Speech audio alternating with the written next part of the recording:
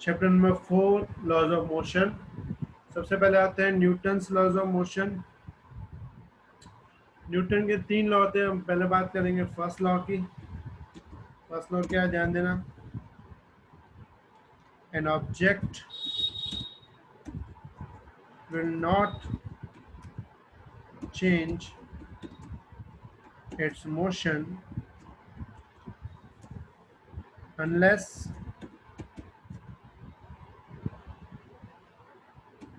acted on by an unbalanced force.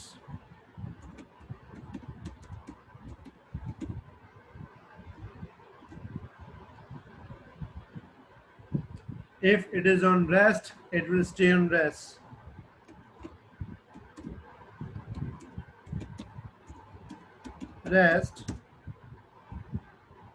It will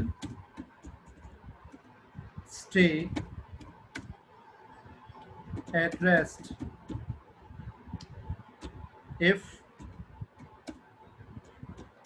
it is in motion, it will remain in motion with constant velocity.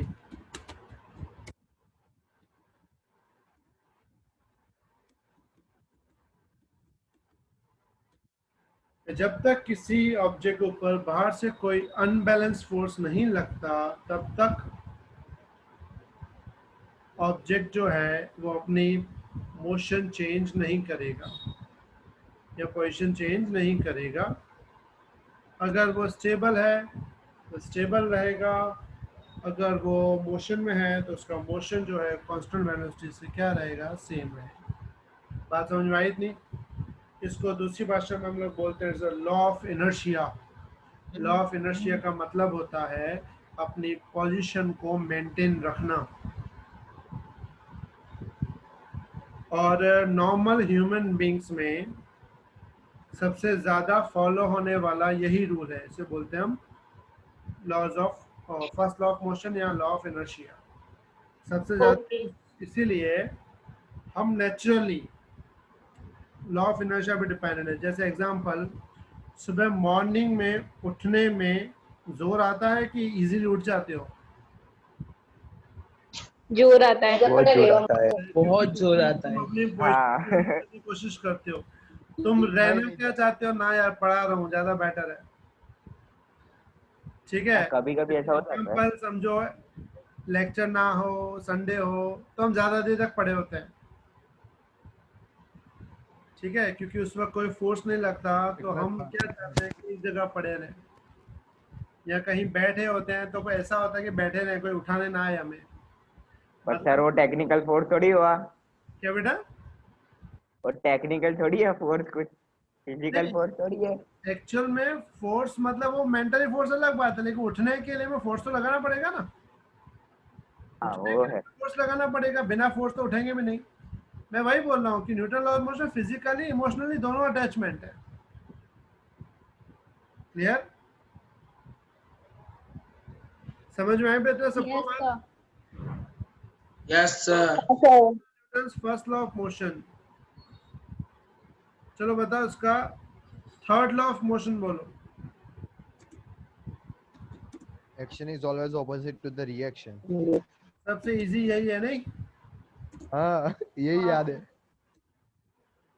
क्या होता है बोलो? Third law of motion, every acting force has an equal and opposite reaction. every action has an equal and opposite reaction। ये इसका कौन सा law है? Third law है। अच्छे से याद है। Every action has equal and opposite reaction। मतलब जितना हम फोर्स देंगे हमें वापस उतना ही मिलेगा। इसका कोई example?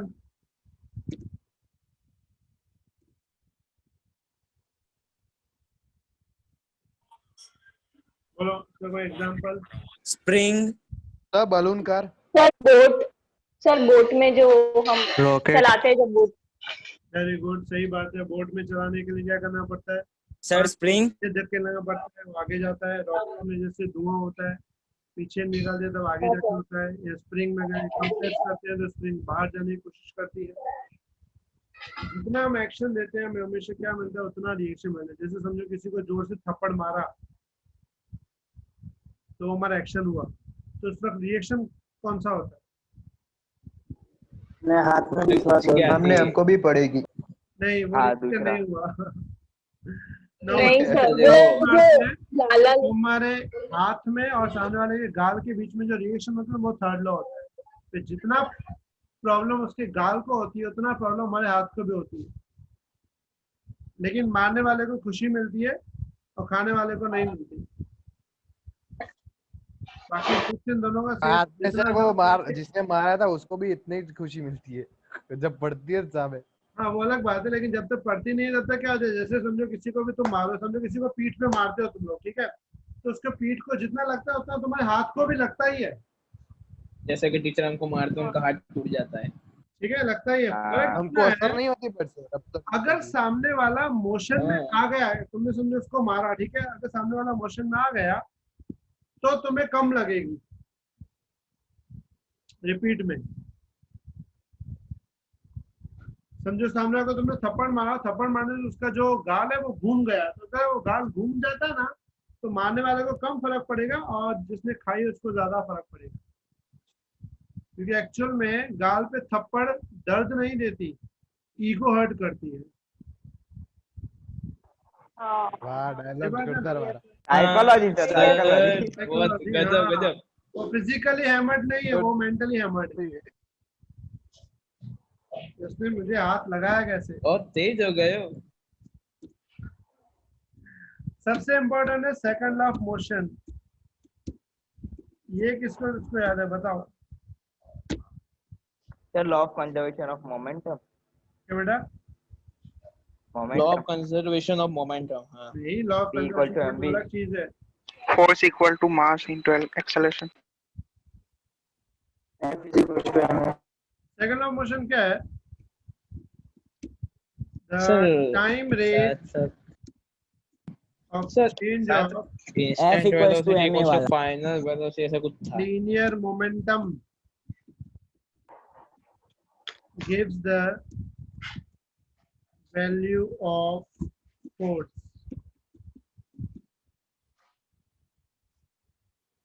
Second law of motion क्या है? The time rate of change of linear momentum gives the value of force. हाँ सर। भाई मोमेंटम चेंज होता है लेकिन विद रिस्पेक्ट टू टाइम तो हम क्या बोलते हैं? फोर्स बोलते हैं। और फोर्स की फॉर्मूला होती है it's F is equal to dp upon dt।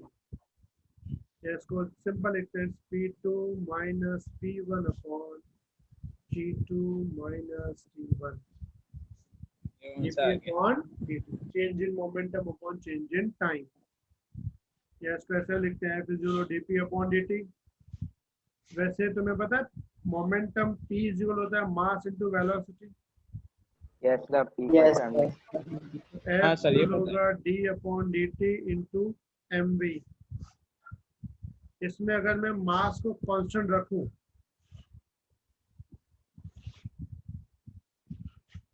F से m बाहर, अंदर बचेगा d बाय dt v। क्या होता है dv upon dt? Acceleration. It's acceleration.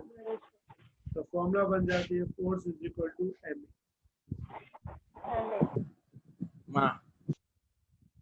If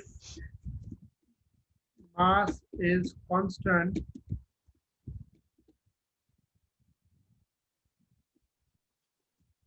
then above formula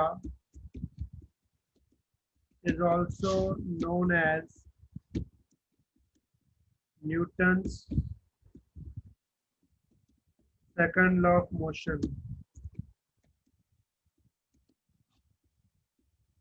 मतलब ये जो फॉर्मूला है ये भी सेकंड लॉ ऑफ मोशन होगी, लेकिन कब? जब मास कांस्टेंट। अब सोचने वाली बात है मास बदलता कब है?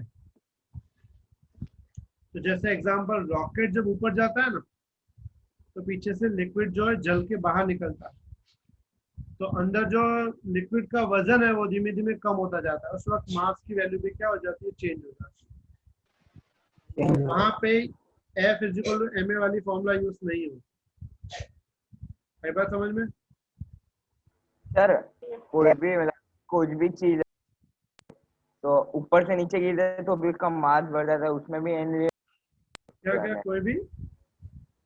कोई भी चीज अगर जैसे बिल्डिंग से गिरी कोई इंसान तो उसका भी मास बढ़ जाता है ना हवा की वजह से। नहीं बेटा, मास बढ़ता नहीं, किसी मास तब चेंज होता है मास नहीं चेंज तुम्हारी होता। वेलोसिटी वो बहुत weight होता ज्यादा हो। वेलोसिटी क्या हो तुम्हारी बहुत ज्यादा हो, तब जाके मास बदलता है, नहीं तो मास बदलता नहीं। मतलब सर वो इतना ऊपर से गिरेगा तो वेलोसिटी तो चेंज हो जाएगी ना, धीमे धीमे बढ़ती जाएगी। हाँ तो वेलोसिटी बढ़ेगी मतलब मोमेंटम चेंज होगा ना, मास तो ही बढ़ेगा। कोई साइंटिस्ट ने शायद तक आईफिल टावर के ऊपर से 2 पत्थर फेंके थे, कुछ एक्सप्लेनेशन बोला था आनंद सिंह ने पहले। समझो ऊपर से कोई भी चीज नीचे आती है तो मास गैलीलियो था। उसकी वेलोसिटी बढ़ती जाएगी, यानी मोमेंटम बढ़ता जाएगा, मास में फर्क नहीं पड़ेगा।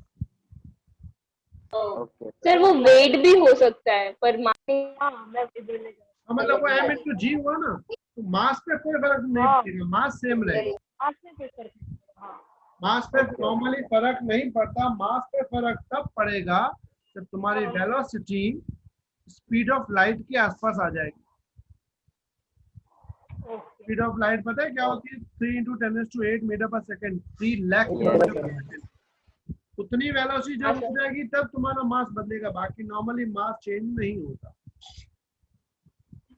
Got it? चलो ये पहले फटाफट लिख लो ये।